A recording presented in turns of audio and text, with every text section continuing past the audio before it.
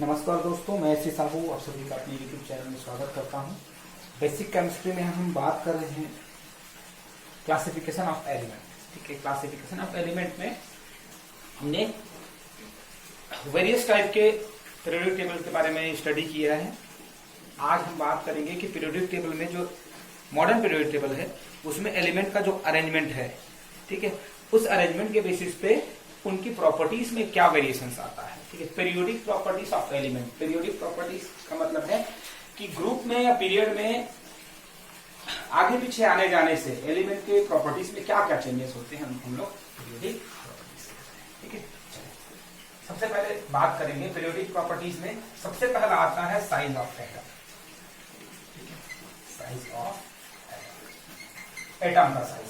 Atom का size कैसे variant है, कैसे चेंज होता है। ठीक है, तो किसी भी पीरियड में लेफ्ट टू राइट जाने पर, ठीक है, लेफ्ट टू राइट जाने पर एटम का साइज डिक्रीज होता है। मतलब फर्स्ट ग्रुप का एलिमेंट सबसे बड़ा होगा और लास्ट ग्रुप का एलिमेंट सबसे छोटा होना चाहिए। लेकिन 17 ग्रुप एलिमेंट सबसे छोटा होता है, लास्ट ग्रुप जो नोबल गैस होने के कारण उसमें ये कैरेक्टर्स जो है फॉलो नहीं होते हैं। ठीक है, तो याद रखेंगे जितने भी हमारे पीरियोडिक प्रॉपर्टीज होंगी वो ग्रुप नंबर 1 से लेकर के 17 तक के लिए एप्लीकेबल होगा।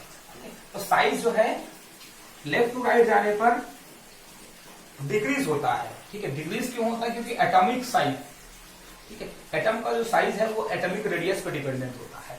और जैसे ही हम लेफ्ट टू राइट जाते हैं एटॉमिक रेडियस डिक्रीज होता है। एटॉमिक रेडियस के डिक्रीज होने के कारण साइज भी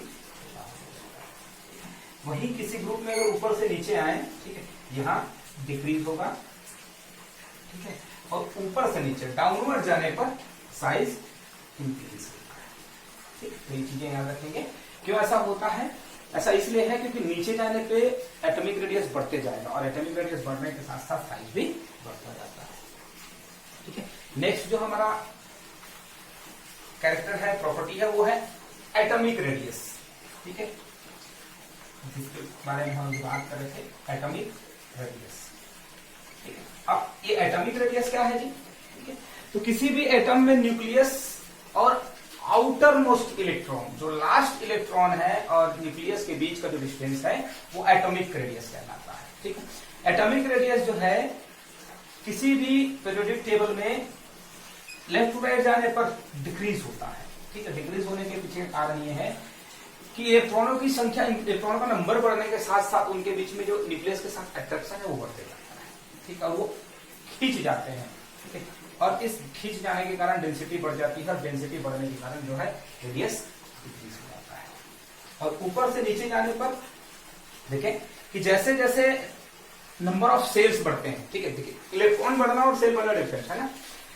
एक ही सेल में इलेक्ट्रॉन बढ़ेगा तो न्यूक्लियस के से उसका अट्रैक्शन बढ़ेगा, लेकिन जब इलेक्ट्रॉन के साथ साथ नंबर ऑफ सेल भी बढ़ते हैं तो नंबर ऑफ सेल बढ़ने के साथ साथ उस एटम का रेडियस भी बढ़ता है। यही दोनों में डिफरेंस है कि जब हम लेफ्ट टू राइट जाते हैं तो नंबर ऑफ इलेक्ट्रॉन बढ़ रहा है लेकिन रेडियस छोटा हो रहा है, क्योंकि नंबर ऑफ इलेक्ट्रॉन एक ही सेल में बढ़ने के कारण अट्रैक्शन बढ़ता है। अट्रैक्शन बढ़ने के कारण वो रिड्यूस हो जाता है, डेंसिटी बढ़ जाती है।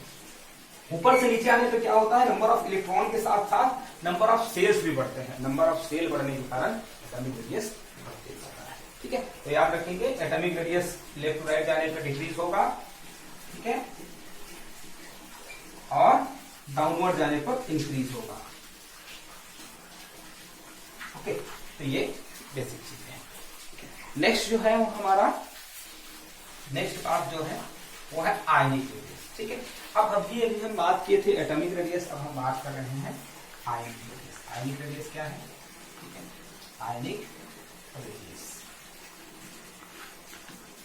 तो याद रखिए किसी भी एटम के न्यूक्लियस से उसके आउटर मोस्ट सेल, ठीक है, सपोज करते हैं एक सेल है तो ये, ठीक है, या दो सेल है तो ये, ठीक है, तो आउटर मोस्ट सेल से न्यूक्लियस के बीच का डिस्टेंस जो है वो कहलाएगा आपका आयनिक रेडियस। अब देखिए क्या होता है, किस तरीके का चेंज आता है आयनिक रेडियस में।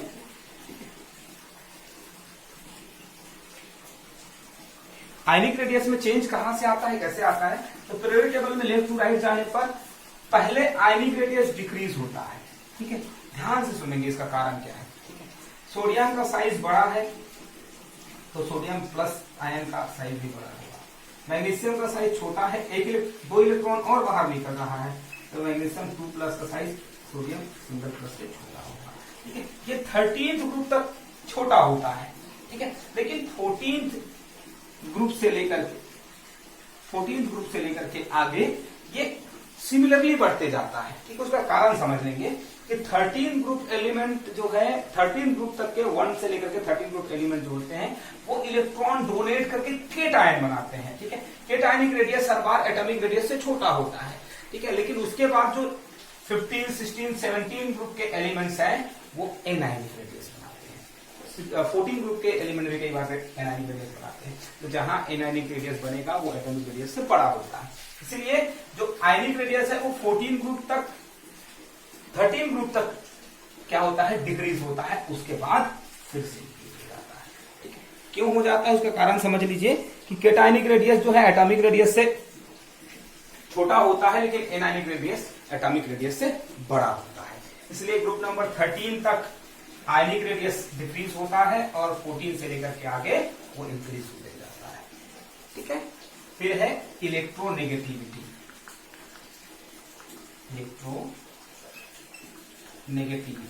ठीक है, इलेक्ट्रोनेगेटिविटी क्या है, एक पावर है। ठीक है, पावर ऑफ अट्रैक्शन। ठीक है, किसी भी एटम का इलेक्ट्रॉन को अपनी तरफ अट्रैक्ट करने का पावर इलेक्ट्रोनेगेटिव पावर या इलेक्ट्रोनेगेटिविटी कहलाता है। कोई भी एटम किसी इलेक्ट्रॉन को जितना ज्यादा पावर के साथ अपनी तरफ अट्रैक्ट करता है वो उतना ज्यादा इलेक्ट्रोनेगेटिव कहलाता है।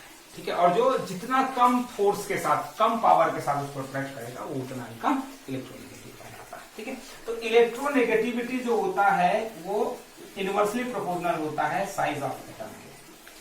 ठीक है, कहने का मतलब क्या है, कहने का मतलब ये है कि किसी भी एटम का साइज जितना बड़ा होगा उसकी इलेक्ट्रोनेगेटिव पावर उतनी ही कम होगी, या उल्टा अगर किसी एटम का साइज बहुत छोटा होगा तो उसकी इलेक्ट्रोनेगेटिविटी उतनी ही ज्यादा होगी। ठीक है, अब आपको पीरियोडिक टेबल में कुछ चीजें याद रखनी है कि कौन सबसे बड़ा है, कौन सबसे छोटा है।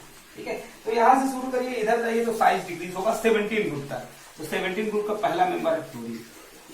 ठीक, और ऊपर से नीचे आएंगे तो सबसे नीचे वाला सबसे बड़ा होना चाहिए, यह है फ्रांसिया। लेकिन फ्रांसिया एक रेडियो एक्टिव एलिमेंट है।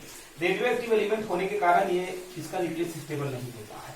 तो ठीक इसके ऊपर वाला जिसको हम लोग बोलते हैं सीजियम। ठीक है, सीजियम का एटॉमिक साइज सबसे बड़ा होता है और फ्लोरीन का सबसे छोटा। इसका मतलब ये हुआ कि फ्लोरीन सबसे ज्यादा इलेक्ट्रोनेगेटिव है और सीजियम सबसे कम इलेक्ट्रोनेगेटिव है।